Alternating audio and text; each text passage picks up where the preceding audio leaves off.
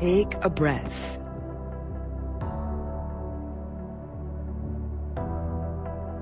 Welcome to Space to Exhale, the podcast, weekly inspiration for self-love and soft living.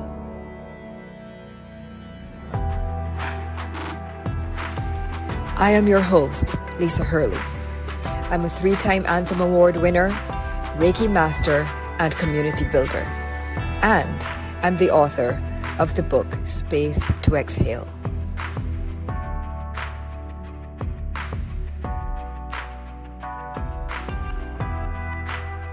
Through healing modalities like breathwork, affirmations, and meditations, I'll guide you on a life-changing journey to help you know yourself, love yourself, be yourself, and create much-needed space to exhale.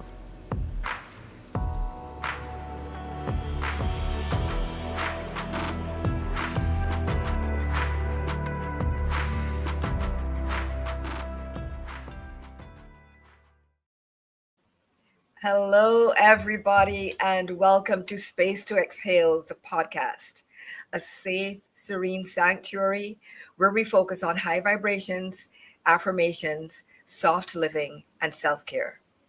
I'm your host, Lisa Hurley, and I'm the author of Space to Exhale, a handbook for curating a soft, centered, serene life.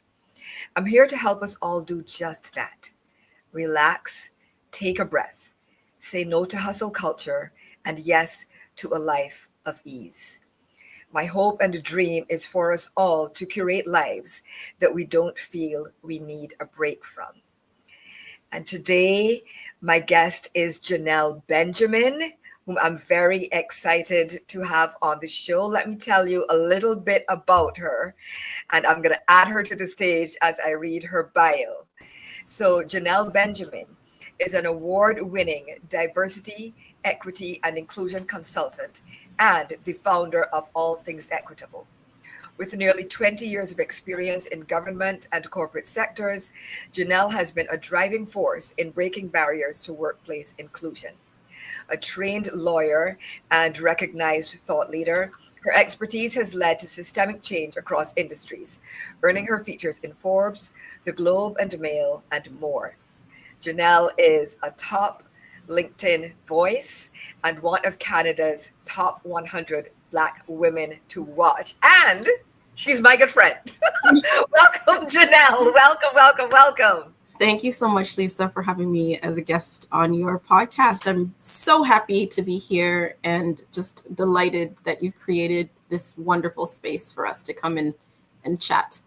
Oh, I'm excited to have this chat, and yourself and my sister Sharon Hurley Hall, whom of course many of you know, and I have been talking about how this is really a full circle moment because you had Sharon and I as a guest on your Vodcast, which we'll talk about soon. Your Vodcast, Twice as Hard, your Vodcast series. It was like a few years ago, and so now this feels like a beautiful full circle moment. So thank you for being here. Thank you so much for having me. It's my pleasure.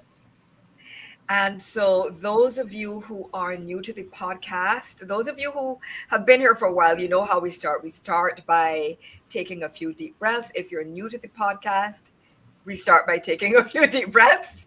And so let us ground ourselves, get into a state of centeredness, and just close your eyes. Relax as much as possible. Do a deep inhale. And a deep sigh. And relax your shoulders. Bring your shoulders down a bit. Relax your jaw. Relax your forehead. Relax your eyebrows. Okay, now we're going to inhale and exhale. And again, inhale and exhale. And one more time, inhale and exhale. Okay, so now I hope we're all feeling a little bit more relaxed.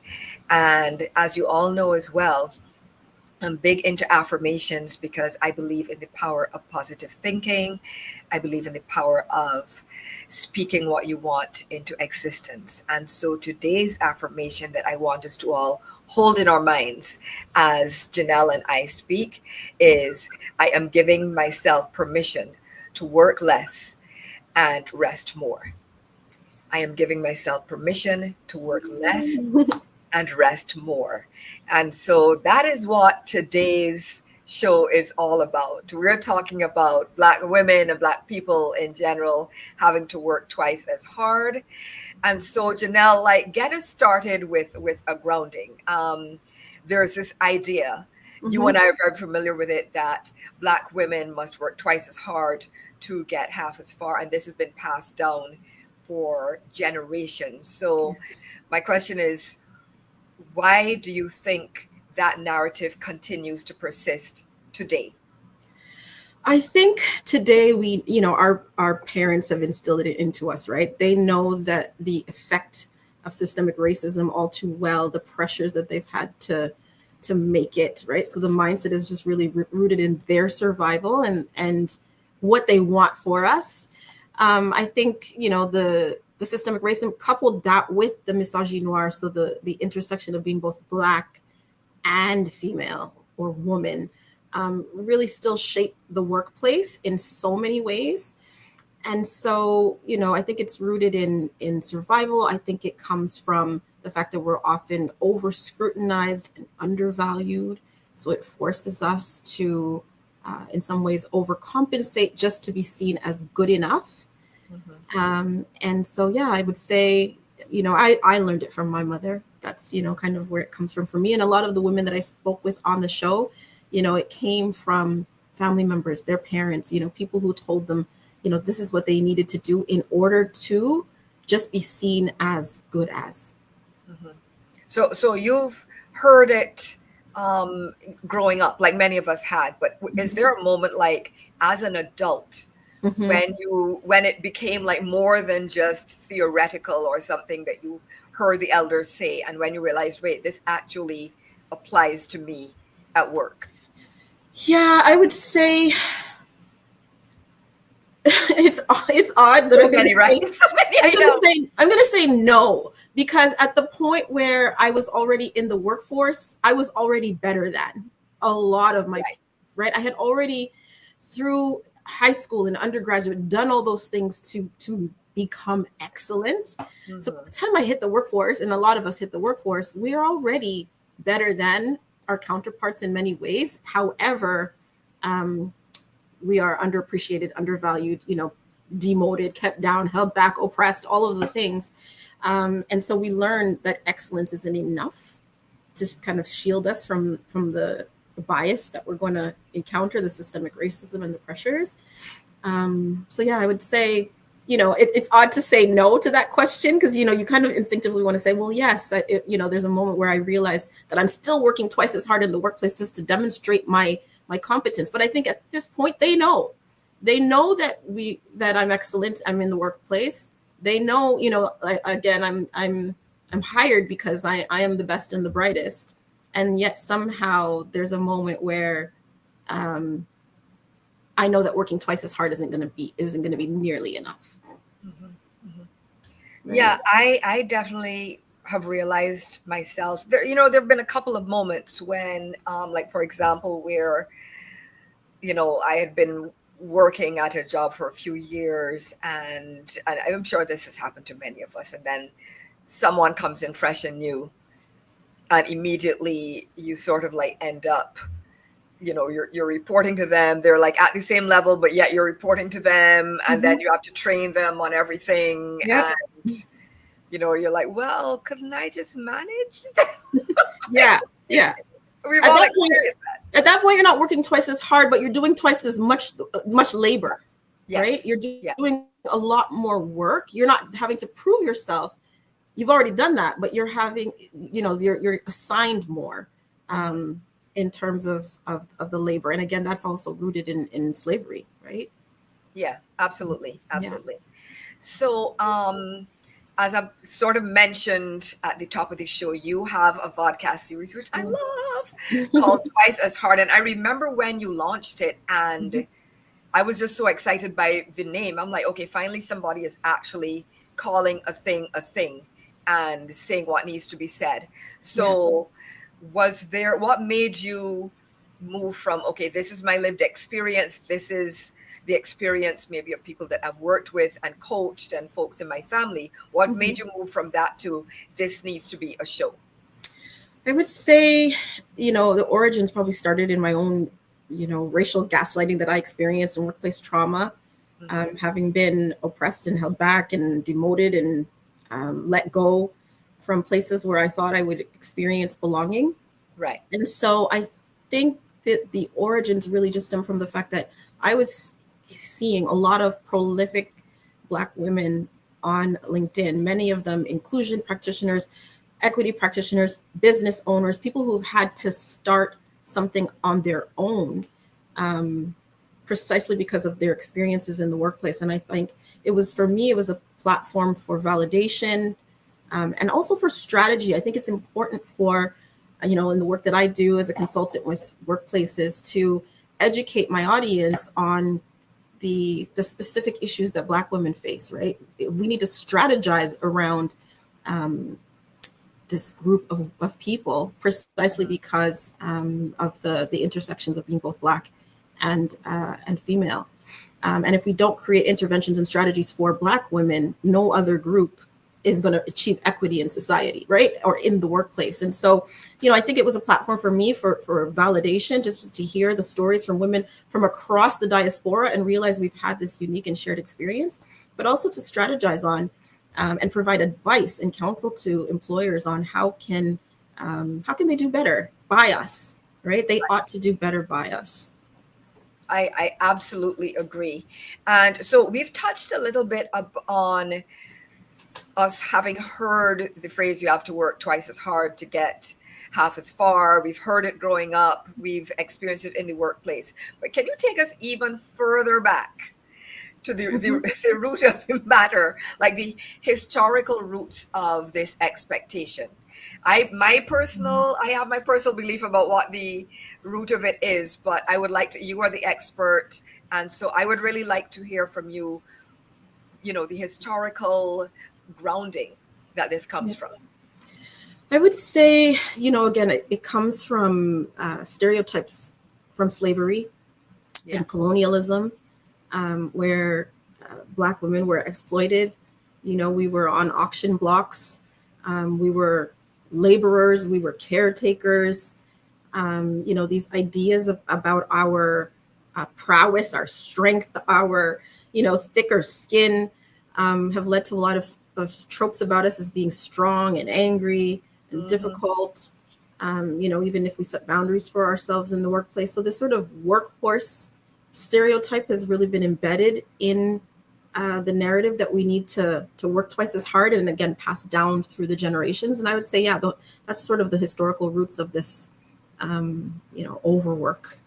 Yeah, I agree, because, when I think about just things I've learned in history books, right, about the period of enslavement and about the expectations placed on, of course, all Black people who were enslaved, but especially Black women who were expected to work in the fields under some really cruel and inhumane conditions, often work in the fields while pregnant, deliver that baby, and often not really have time to bond and nest and mother that child, but leave their own child to go and nurse the masses child. Yes. This is what happened. That's what happened. That's exactly what happened. Yeah. And cook masses food and clean masses house and, do all the things inside and outside the home, all right? the things inside and outside, and still be expected in a way, because of course there still was a family unit. It might not have been as as solid in some cases, but that was that was a part of the context and circumstances. Right. But after doing all of that for massa inside in the fields, in the great house, whatever it happened to be, and then having to go and kind of like make a home, Yes. in your hut. And I'm not saying hut to be derogatory, because that was what they were.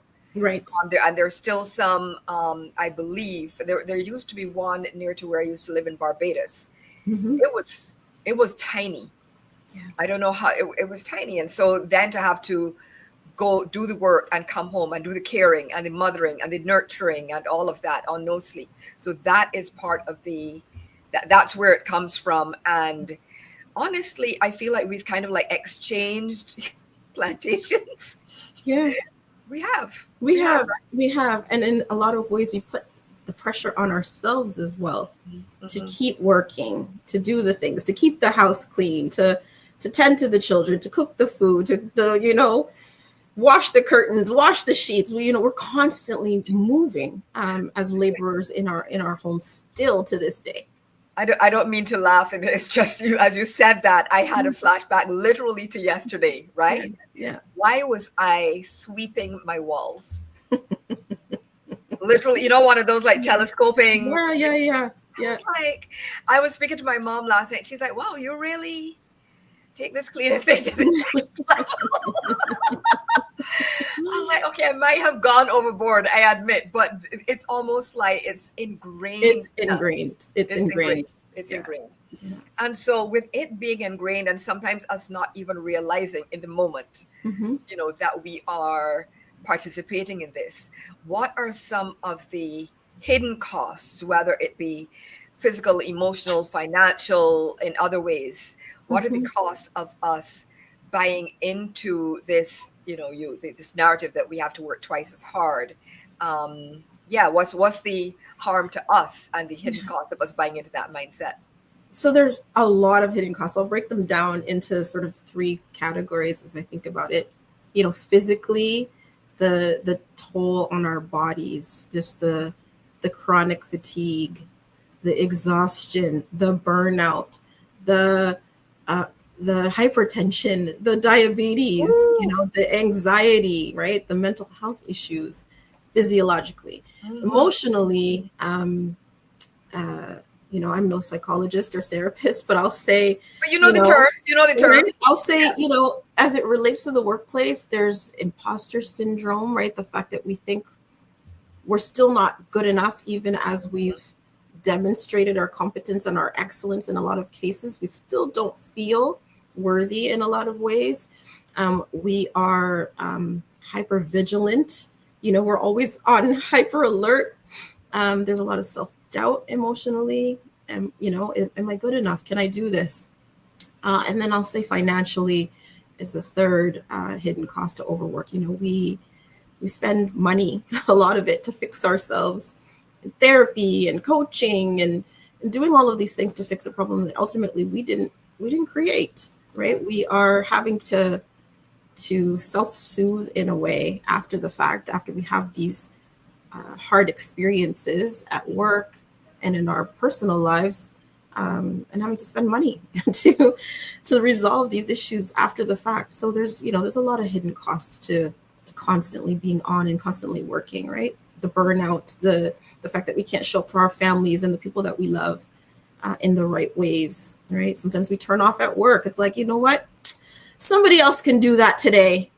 Let somebody else do it. Right? When normally, that our work ethic would never allow us to say something like that. Sometimes we just have to let things go. So there's a lot of hidden costs, and that's going to cost the organization, right? When we're not showing up excellent in the workplace, there's certainly going to be a hidden cost to the organization. So right, that's what I'll say. Costs in terms of, again, I'm not HR, but there productivity. Productivity, and also people leaving the workforce. Absolutely. Right? Leaving an office and a company, and then the company having to go into a hiring cycle, right? Because it costs more. Acquisition costs more than retention. Absolutely. The turnover. We can talk about that as well as we move through the conversation, but certainly retention strategies need to be developed for Black women specifically in order to address those specific costs to the organization, because it's very costly to go through a recruitment hiring process. Yeah. You want to keep good people ultimately, right? Right. That should be the goal. But it seems as if, and again, this also goes back to slavery, where our ancestors who were considered 3/5 of a human being. Yeah. Right. They were not considered fully human. They were certainly not treated as human. They were listed as chattel, as actual property, and treated as such. And so it's, if you have nuts and bolts and a bolt breaks, you throw away the bolt and you get another one, right? And that is how, but that has certainly made its way, that behavior and that mindset has made its way into the modern workforce. And that is one of the ways it affects Black women. Just us being seen as tools, really, which is very distressing. Very, very distressing indeed. Absolutely. And so, yeah, especially when you know, right, that you're being used in a way. Yeah. Like, ignorance is bliss is a real thing. And so if you don't know, you at least, you can kind of like frolic through life and everything is okay. But when you know, you can't lie to yourself anymore. Right. You cannot lie to yourself. Yes. And so it is obvious you can't hide from it. And that creates some of the mental and psychological distress that you alluded to earlier, that we then have to pay to address. Right? We have to get a coach and a therapist and all of this just to help us deal with the fact of how we are viewed and treated in the workplace. Yeah, absolutely. And we need to buy books. Listen, self-help and therapy books. We need to buy Lisa Hurley's, Space to Exhale book in order to help us. Listen, thank you so much. But this really is, and that's why I actually wrote two of the chapters in the book are really about work in the workplace and dealing with this and navigating it, because work is such a huge part of our lives that we can't talk about having space to exhale. We can't talk about living a soft life and being fulfilled and all of that without addressing the work component. And so that is extremely important, So my next question is, was there ever a time in your life personally where these costs caught up with you, like where you felt burned out or where you felt like I'm done with this, I can't do this anymore, or anything of that nature? Yeah, I will say honestly, it just right at the precipice of when I was probably starting my business is when it really caught up with me, when it was like, you know what, enough is enough. I've gone to enough school. I don't need any more qualifications. Enough with the certificates and the credentials and I do believe in continuous learning. Don't get me wrong. I've stayed educated even since, but at some point you have to realize that you're enough. And so the toll kind of caught up with me, where it's like, I have what it takes. I can do what I need to do to start my own business. That was after experiencing 2 layoffs and a job revocation, right, on the eve of the pandemic. So wait, I'll spare your audience the details. But yeah, I had a job rescinded just on the eve of the pandemic, when it was, a position that I thought I was going to love. And, I was negotiating for myself and on all the things that they say that Black women don't do. I was doing them and they pulled the job from underneath me. And so, and I was still somehow looking for work. And then I realized, oh no, now I'm not just competing with, regular unemployed job cohort people. I'm now competing with the world. Everybody's looking globally for positions. And I thought, oh, this is not it. I have what it takes to lend something to this historic social justice movement, and I'm just going to do my own thing. So I think the toll kind of caught up with me then, when I realized, I've been working hard for a very long time. I am deserving of, more than I've been given in the workplace. And so, yeah. Wow. First of all, sorry that all of that happened to you. When you said job revocation, somehow that one like hit me in my chest, because not that it does not feel good to be laid off. It does not feel good to be fired. It does not feel, none of those things feel good. But somehow Whew. thinking you have a job. Yes. Right? You think Yes. you have it, you're planning, you Oh, are yeah. excited to join. You're buying clothes. You're I was toasting. just going to say. Right? I bought work clothes. I was toasting with my family. Yes. I was, I was like, let's go to dinner, on me. Like, Right? You're money's like, gonna be rolling in a moment. And yeah, the yes. job And was, then that's gone.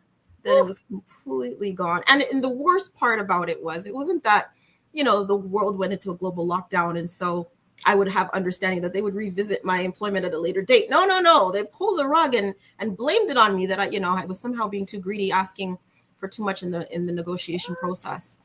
And so that was the biggest slap in the face. And it left me contemplating suicide, quite frankly. So it was worse in a lot of ways than the workplace terminations, because I hadn't gone there. Sorry for your audience. I should have issued a trigger warning before I said that. But yeah, it just left me really, really broken and thinking that perhaps it may be better if I weren't here for my family financially. They may be able to go after them for something that would have more value in my sometimes life. you think, okay, well, I have a life insurance policy, or I don't know, whatever it happens to be, and you really go through this process. Yeah. I have struggled with suicidality myself, and I understand. And you really sometimes have to, you talk yourself into it, then you have to talk yourself out of it. Absolutely. And it is not an easy process. And so I understand. You really go through thinking, wow, it would be easier for XYZ people if I were not here. And again, trigger warning belatedly to everybody that's listening. But, but the thing is, this is the truth about what happens. Yes. This is actually the truth, right? Because you're speaking to, now we are two, randomly selected Black women who are on here talking about working while Black and about working twice as hard. And we're also going to get into the last hired, first fired, because that is part of it as well. We were just talking about it. But the mental health effects cannot be overstated, because I have been there. I have absolutely been there. And so, my heart goes out to you, Janelle, and to also anybody who is going through anything of this nature and thinking, wow, I don't know if I can make it. First of all, yes, you can make it. Yes, you can. Yes, you can make it. And Janelle and I are proof that you can make it. Yes, you are wanted, you are needed, you are loved. And we are not talking about by your company, right? Say, because this is a very PG show, I'll say bleep the company. Bleep the company. But it's about your family, your friends, your community, your circle, your pets, whoever and whatever loves you. That's who it's about, and that's how you have to like talk yourself into staying, right? And then also, go get some help. Connect with a therapist, and there are both. Obviously there are paid options. There are also unpaid options. I recommend that you try Therapy for Black Girls is a great resource. And so, we kind of like segued a bit, but the thing is, this is the truth of what we are dealing with. And we're actually in the midst of I would say like a historical moment where thousands upon thousands of Black women have lost their jobs more than any other demographic. I am not 100% sure of the numbers. I have heard everything from, 10,000 and up. I've heard up to 300,000. I'm not sure what the precise numbers are, but it's a lot. It's a lot of Black women. It's too many. It's too many. Yeah. And do you, so in the midst of this sort of historic exodus, and I would say a forced exodus of Black women from the workplace, do you think the last hired, first fired system has something to do with what's happening? Like, what do you think is at the root of what's happening right now? I will say it's a few things, right? It's the misogynoir I was speaking about earlier, right? Just the general loathing and hatred towards us that people don't even know that they have, right? The apathy towards us. We're often welcomed first as, diversity hires or some sort of team player, and then the sort of pet to threat phenomenon also hits us as we sort of grow in confidence, assertiveness. We start, making the recommendations or doing the things we were literally hired to do, providing the advice, the recommendations, the warnings, the cautions, noting the risks of certain actions. And then all of a sudden we become the threat, right? And then that shift really reveals how organizations value compliance over contribution when it really comes to Black women. And can then, you say that one more time? Yeah, they value compliance over contribution when it comes to Black women. And then I will also say, with regard to the last hired, first fired, we're often excluded from succession planning. We're seen as non-essential. And so, it's quite easy to discard us when the time comes. And those sort of equity commitments that people made when faced with pressure, economic, whatever it is, they sort of collapse, revealing that, they were never really embedded. They were performative, right? And because of that double marginalization that we experience, we are often the first ones to be let go. And we're seeing it. We're seeing it in droves right now, which is so unfortunate. My heart goes out to anyone who was experiencing that. But still we rise, Still we rise. This is what we do. Still we rise. And still we rise, but we would also like it to be still we rest, right? Woo. We would. Yes, we would. So let's talk about rest a bit. And before we do, those of you who have been tuning in over the past 15 episodes, this is episode number 16, and I'm so excited. But those of you who have been tuning in know that every episode I read an excerpt from the book. And so this week's excerpt is about rest, and it is actually an excerpt in which my beloved friend Janelle is featured. She is quoted in the book.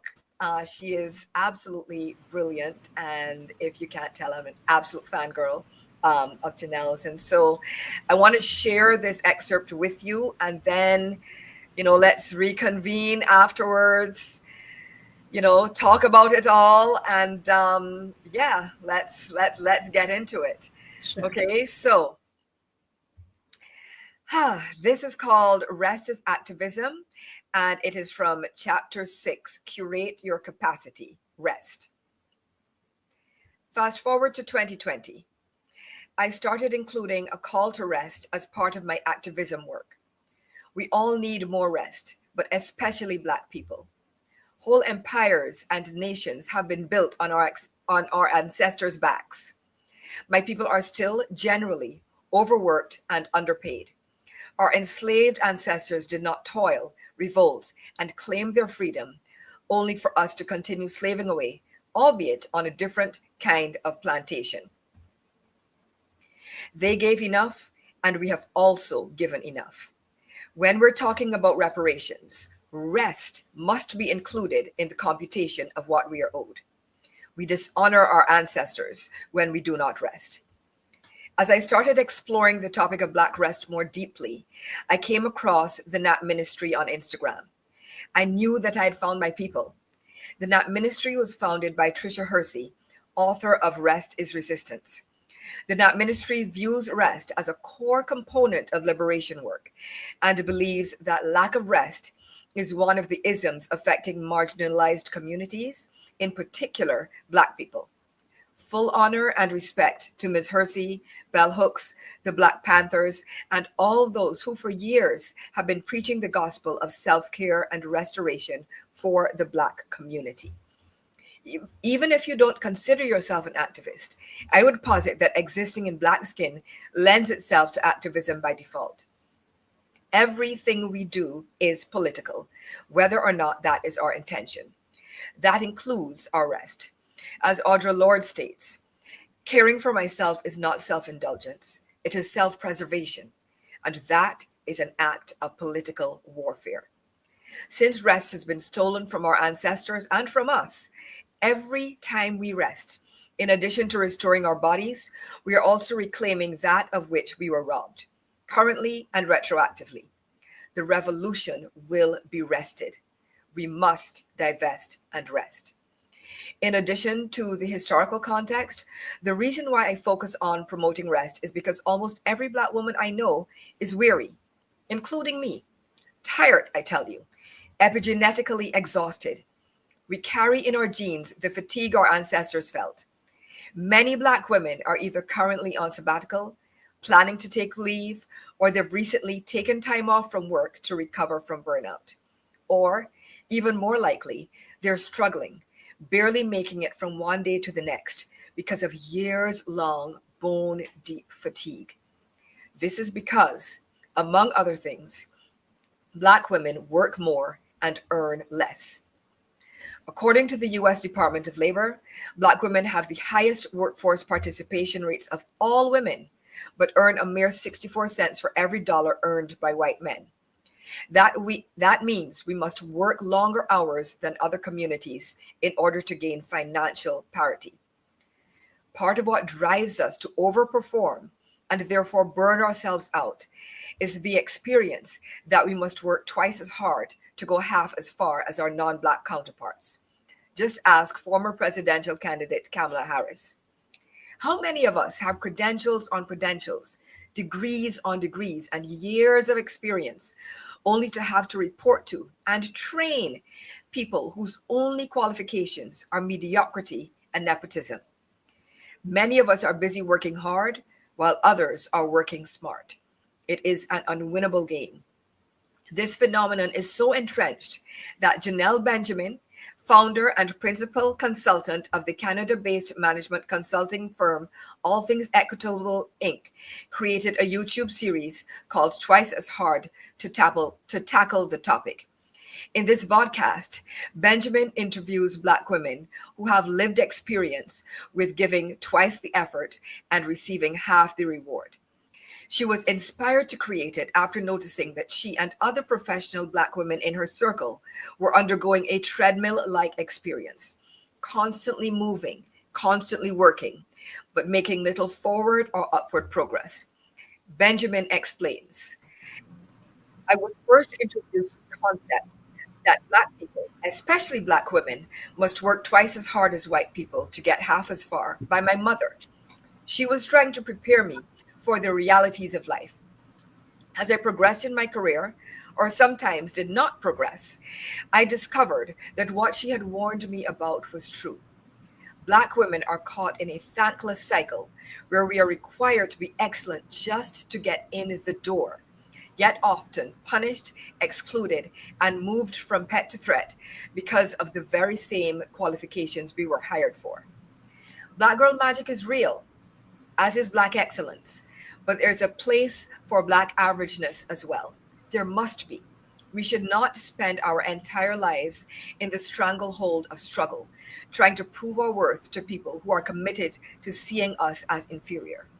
I said as much when Ellen Wagner, CEO of Cross Cultural Bridges, was gracious enough to interview me for Black History Month. As I told Ellen, what is equally vital is the path of least resistance. That path includes Black joy, Black self-care, Black rest, Black averageness. Black excellence is a necessary celebration of what we have achieved in spite of the systemic obstacles placed in our path. However, Black averageness, showing up as ourselves, rested, happy, carefree, without the need to overperform and prove our worth, is the ultimate resistance flex. And so, thank you all for listening. And Miss Janelle, any thoughts on what I just read? And first of all, even before that, thank you again for contributing. You were one of the people that I immediately thought, I'm like, I know exactly who I want. You were actually the only person. I was like, I know who needs to write about this. And it's seriously. So thank you so much. That is so sweet to say. And it's nice to know that my words were reflected in the book. I completely forgot. So thank you for sharing that excerpt and reminding me of my words. And you know, in this moment, what's coming of a Black man, actually, ironically. I'm thinking of a Black man. We've talked a lot about Black women, but I'm thinking about that stereotype that, the Black man is lazy somehow, right? If he lies down in the fields. And so what's coming up for me is that, rest isn't lazy. It's okay to just look up at the sun and lay in the grass and do nothing a while. It's actually liberation, to just, reject sort of the dehumanizing grind of capitalism on us, reconnect with ourselves. I was reading just last night, I think it was like 5 things you should do if you do it in the next 60 days or something that would be like transformative. And one of them was, to just sit quietly for 10 minutes a day, and I just thought like, yeah, like if you just sat with yourself for 10 minutes every single day, what a difference that would make, right? Just no one's talking to you. You're not scrolling on social media. It's not the last 10 minutes before you're laying in bed. It's you just literally pausing for 10 minutes and being with yourself. Whether that's taking a brief walk, whatever it is, but just spending that 10 minutes. I think we don't do that enough. We don't have enough quiet. We're always filling it, right? We turn the TV on, we get on the phone, we're we make phone calls. We're filling the noise at all times. And I think it is one of the things that we need to do, just to rest, just to pause, to not always have to noise, and actually use the period to reimagine, what's possible for ourselves. When you talk about joy, I think about, just a future that can be rooted in joy and not just survival, right? What would you do if you could be completely free and joyous to do as you please, that you didn't have to get up every day and go to work, right? Imagine that and use that period of time to think about that, to disrupt what we've been fed almost, right? Almost from our family members and from society, that, we can't actually pause and ideate. Right? We have to constantly be doing, but no, it's okay to just sit down and reflect and do nothing, and be inspired. I love that so much but I feel like if a lot of us are scared of the silence. Yes. We're scared of the silence because we're scared of the silence. We are, because then in the silence comes the truth is revealed. The truth about how we're feeling, the truth about the overwhelm, the truth that we actually don't want to do that thing, whatever that thing might be. Yes. We agree to it. We don't want to do it. Or in the silence lives, like you said, the possibility for joy. But many of us are scared to even allow ourselves to be happy. Yes. Because I think there's a thought that you can't earn money and be happy. And so not for everyone, but for a lot of people, like you have to go to work and it has to be, it's going to be miserable. You're going to be upset. But if I do what I really love, I'm not going to be able to support my family. There's that whole school of thought as well. And so in the silence, all those thoughts start to marinate. And those we also think that we have to earn our rest, right? We're taught that we work, and then we ask for vacation. We work, and then we take another week or another 2 weeks. But we shouldn't have to earn our rest, right? We're entitled to rest. We shouldn't have to wait till the weekend. Oh, thank God it's Friday, right? Like that TGIF moniker. It's like, yes, why can't we rest on a Monday? There's nothing wrong with resting when we need to. To just, like you said, enjoy our lives every day and not sort of stockpile the work and then rest. And a lot of people, unfortunately, we've heard about people who have worked all their lives and then they retire and then they don't even enjoy their retirement. They don't get a chance to, or they just don't, because they don't know what to do with themselves outside of work. Yes. And so my question for you is, for people, especially Black women, who often feel guilty. We often feel guilty when we slow down. Yep. How would you recommend that we navigate that? because the guilt is real. The guilt is real. Sometimes the shame can be directed at us, but the guilt sometimes rises up from inside. So how do we navigate that? Yeah, I go through that a lot. Mm-hmm. And then I have to talk to myself and say, you know what, I am not my productivity. I am enough as I am. So I would say to, anybody who's struggling and feeling guilty with slowing down, just do it. It's like the Nike slogan. Yes. You are worthy, even in stillness, even in the quiet. Your rest is radical. The fact that you can pause and not be doing something and earning and demonstrating and laboring, it is a radical act. So I would say to her, you're not your productivity. You don't have to earn your rest. Just take it. Just do it when you want to. When you feel the need, go lie down. When you need to pause, right? When you go for a walk, when you need that, that 10, 20 minutes by yourself, tell the kids, I'll be back, and disrupt what we've been taught that we need to like stay in the trenches and grind hard and constantly be doing, there's always something to do. Like you said, you were sweeping the walls yesterday. I could be washing my dishes. I could be mopping the floors. I could be reading a book. I could, but why? I don't actually have to be doing anything at all. And that's okay too, And I think that I'm laughing because I'm remembering with my ex-partner, he used to be upset when I'd just be like playing Candy Crush or Scrabble. Like I'm just mindlessly playing, like swiping, clicking, doing all of this. Like all you do is like Candy Crush. Well, yeah, because I'm turning off my brain for a second, and that's my way. And that's okay. It's like, what's your problem? Why can't you watch me relaxing? I don't have the issue. So it's laughable in hindsight because everybody, they look at you and it's like, you should be doing something, but no, I'm actually okay. I'm actually doing something and I'm being still in the moment. So I would tell to anybody, who's feeling guilty for not constantly doing. And I feel that too. Like there's always opportunities to do more in my business, grow my business, make more clients, make more money, build the business in some way or another. Right. Sometimes I'm just like, you know what? No, tomorrow I'm turning off and I'm going to Barbados, and that's real.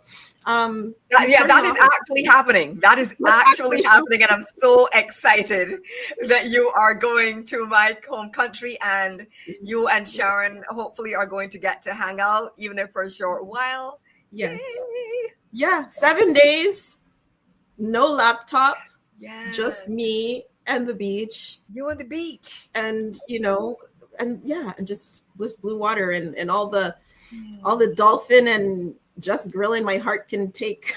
Nice. Oystins and chefs. Oystins, here you come. Yeah, I'm excited.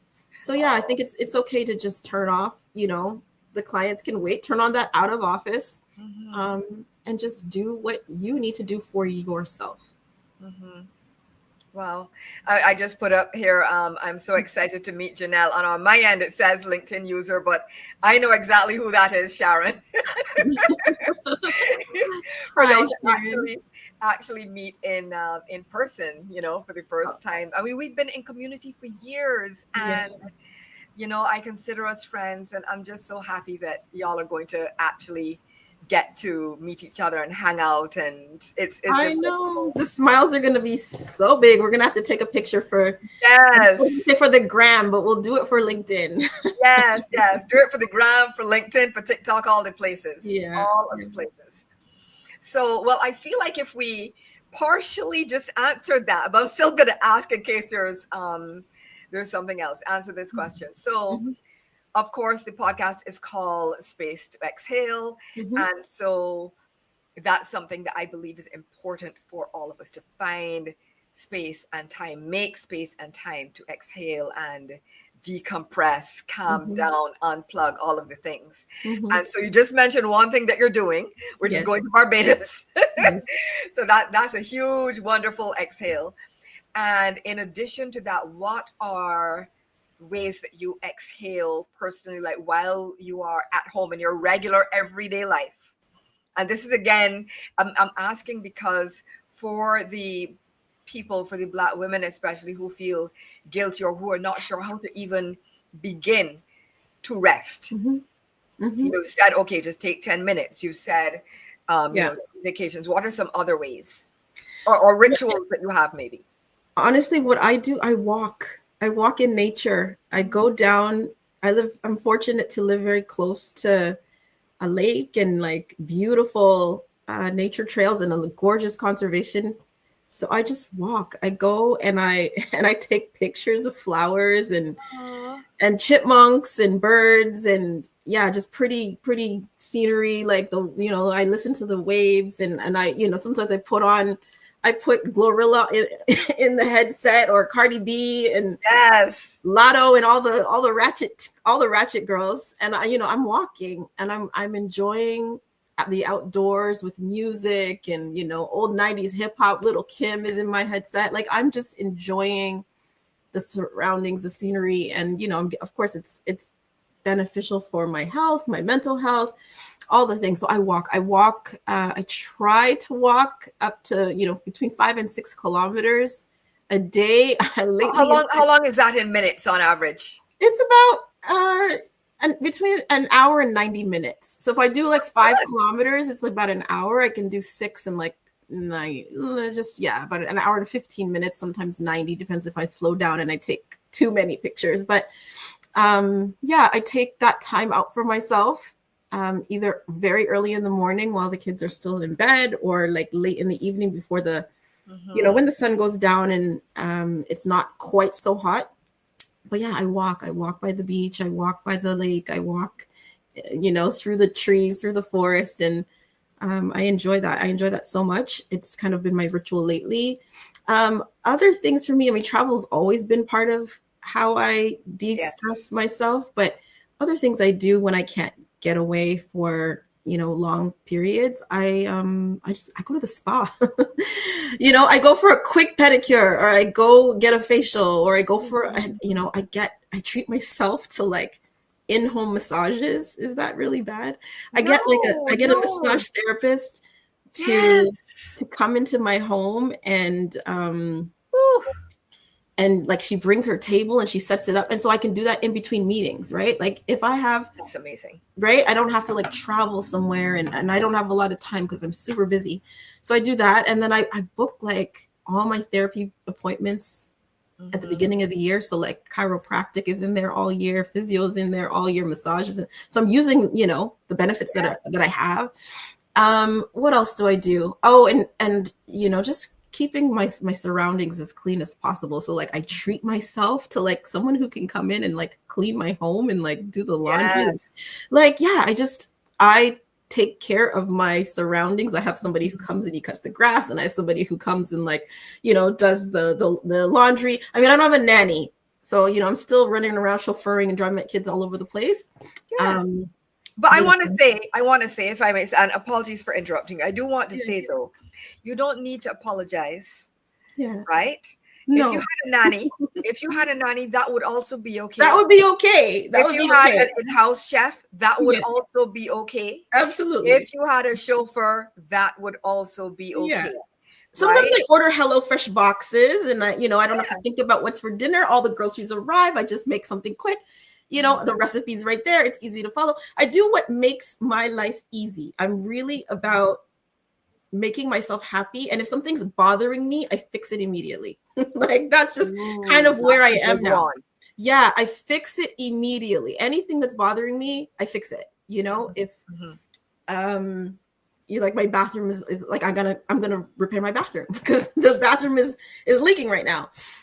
So I don't wait on even the smallest thing. If it's in my path and it's annoying me, like my kids will like got a toilet, I'm not gonna wait to call the child to go pick it up, and I'll just move it. Right. So that's kind of how I am right now, and that comes like anything that is involving my life and my business. I deal with it immediately so that it doesn't linger, because those things can weigh on you and stress you over time as well. Yes. So yeah, I try to not leave things before I used to procrastinate and things would dwell and like linger, and I'm still kind of that way with my accounting. My bookkeeper and my accountant probably are like, what is she talking about? But in other aspects, mine too. in other aspects of my life, Right. I address problems right away, and it really helps me not spiral and just stay calm. Mm-hmm, mm-hmm. Yeah.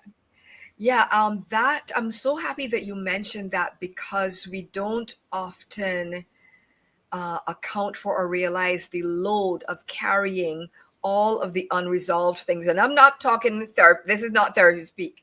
I'm talking about, like you said, the things around the house, or just the little stuff, if like the other day, the flusher on one of the what do we call them, toilets, I guess, systems, whatever, right? It stopped working. It broke, actually. And what did I do? It cost what, $5? You best believe. I'm not calling the landlord. No. No. It costs $5. You're gonna order fix on it. Amazon. Yeah. It comes same day. You 2 minutes later, you have it on and it's working again. Boom, done. Yeah. Yeah. That's exactly how I operate, really quickly to create as much peace as I possibly can in my life. I'm not going to let things linger. Otherwise it'll bother me. And then they start accumulating. Then you're like, oh, I got to fix this and this and this and this. And I get it done. Yeah. You get it done.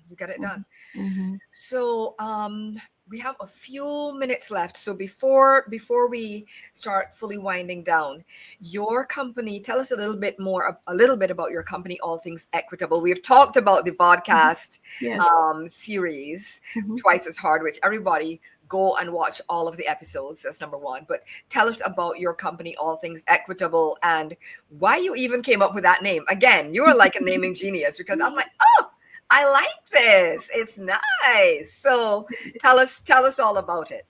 Thank you so much. So my company addresses workplace inequities for all historically marginalized groups at work. So whether that means you are a Black woman, or you are LGBTQ, or you are Jewish, Palestinian, you name it, you have issues of inequity, Muslim, I'm going to address it in the workplace. And I named it All Things Equitable precisely for that reason. I think, as a trained lawyer, I think about the scales of justice whenever I think about equity. I can't help myself. Yeah. And I think about balance and equilibrium, and you've got groups of people on maybe two sides of an equation. And if you're addressing inequity for one group, you kind of have to, it's like the power distribution. You have to give to get, and all that kind of thing, to level the playing field. And so that's precisely why I think I called it All Things Equitable. I think it's important that we're addressing inequities for all groups, because we all experience our own marginalization in different ways, in different forms. And I think there's sort of no supremacy in terms of the marginalization that communities experience. And so, the name, honestly, I don't even know where it came from. Honestly, sleep. So it came from resting.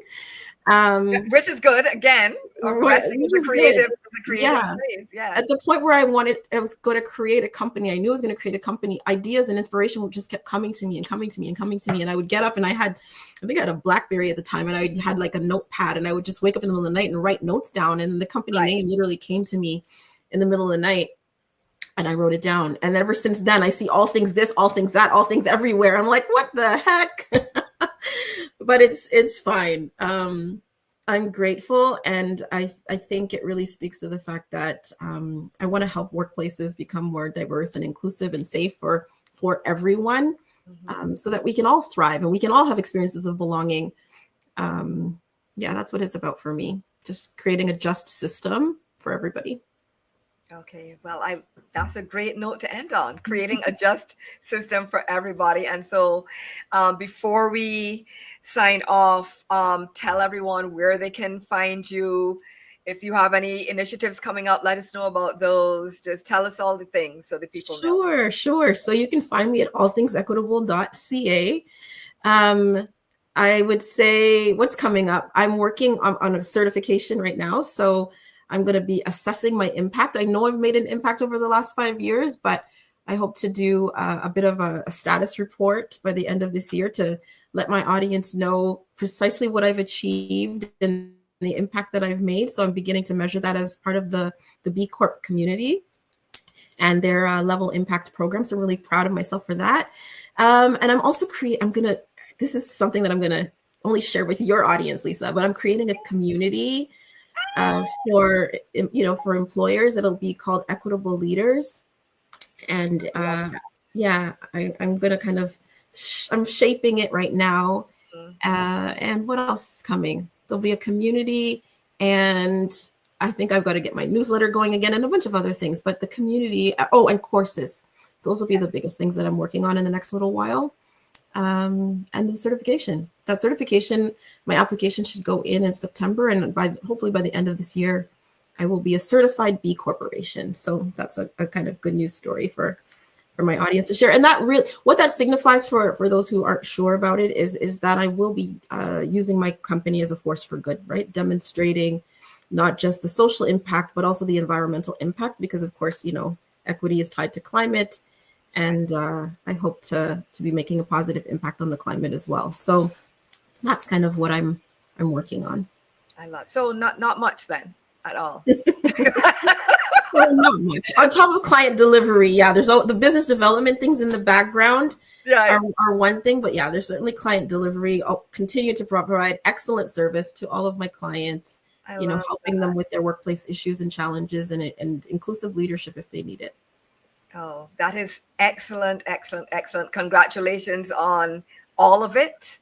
And I am excited to, I'm sure that I'm already subscribed to your newsletter, but if there's like a new subscription link, let me know. I can drop it in the YouTube channel. I would love more subscribers. I think I'm almost at 1,000. So then I can monetize the channel, and, they'll start putting commercials in my thing. So if people would subscribe to, I think it's YouTube / All Things Equitable. I would love some new subscribers, and it costs nothing for people to subscribe. Just click that subscribe button, ring my bell on LinkedIn, continue to follow me. Yes, do all the things. And those are easy ways to support Janelle and anybody who is in your circle, to be perfectly frank. Just support us. It does not cost anything. And even if it did, that would be okay too if it costs something. just putting that out there. But anyway, folks, we are at the end of another awesome show, if I do say so myself. And so thank you so much to everyone for joining Janelle and me on Space to Exhale, the podcast today. And tune in every Tuesday live on LinkedIn to catch the vibes. And if you can't make the live show, though I would, of course, love you to, that's no problem. You can subscribe to the podcast on Spotify, Apple, Audible, and YouTube to catch the replay. And if you want to dive deeper into what we discussed today, definitely make sure that you are following Janelle on all the channels. I have been posting them and promoting them during the show, right? All things equitable.ca. That is her website. Go there, read all the things, support all the things. And also be sure to get a copy of my book, Space to Exhale, which is available everywhere. And if you've already purchased a copy, let me know what you think. Just hop on to Amazon, Goodreads, Barnes & Noble, wherever, and write a review. And to stay in touch with me, follow me on LinkedIn and check out my website, spacetoexhalebook.com, for updates about all the soft life shenanigans. And a special note today for my sisters inside of the Great Exhale community. Today, every month we celebrate our anniversary on the 19th of every month. And so today is the 19th, so I will see you later today for the collective breath inside of the Great Exhale. And so that's it, folks. Goodbye for now. And remember, you are worthy of rest. You are worthy of love. And you are worthy of having time and space to exhale. Thanks, and I'll see you next week. Bye. Thank you, Lisa. Bye.